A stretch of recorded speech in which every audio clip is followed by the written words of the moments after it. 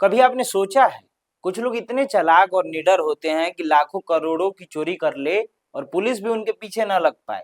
दुनिया में ऐसे 5 चोरी के मामले हुए हैं जो न केवल चौंकाने वाले थे बल्कि जिनकी प्लानिंग और एग्जीक्यूशन ने क्राइम हिस्ट्री को हमेशा के लिए बदल दिया।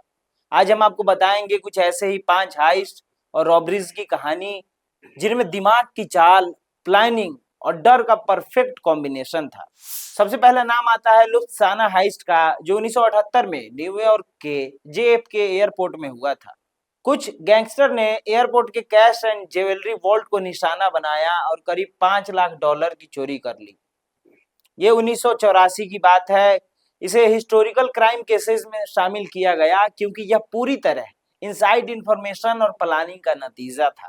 पुलिस को भी पता नहीं चला कि किसने कैसे चोरी की और कई सस्पेक्ट्स अपनी ही अंदरूनी लड़ाई में गायब हो गए।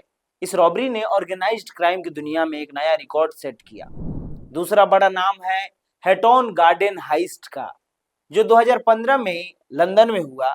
60 से ज्यादा पुराने और रिटायर्ड क्रिमिनल्स ने रातों रात 200 करोड़ से ज्यादा की चोरी की। उनकी प्लानिंग इतनी मिटिक्यूलस थी कि वे कई महीनों तक टनल्स और वॉल्ट का स्टडी करते रहे।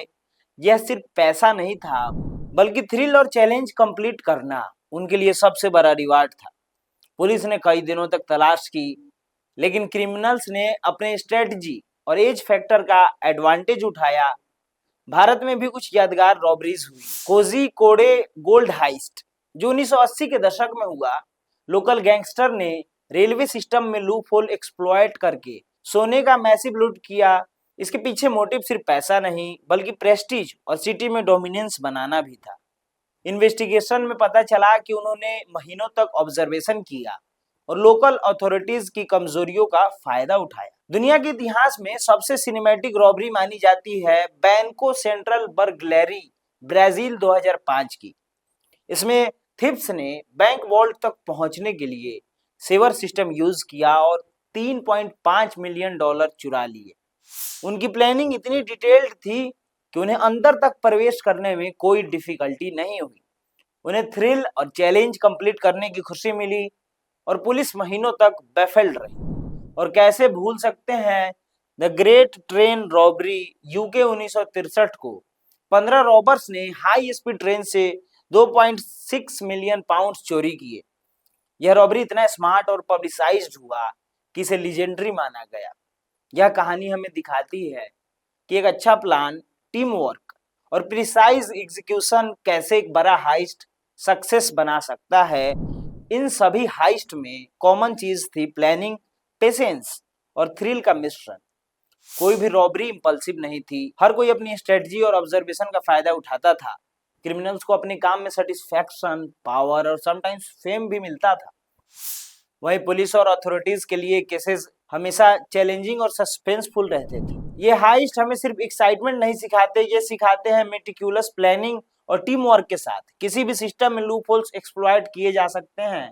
ये केसेस हिस्ट्री में हमेशा याद रहेंगे और हमें भी याद दिलाते हैं कि सिक्योरिटी और प्लानिंग हर जगह जरूरी है।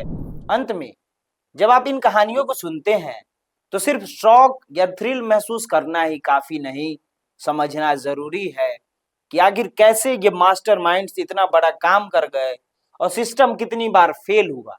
हर रॉबरी हमें याद दिलाती है कि दुनिया में कुछ लोग इतने कैलकुलेटेड और फियरलेस हो सकते हैं कि किसी भी लॉ और ऑर्डर को चकमा दे दे। आपका क्या विचार है?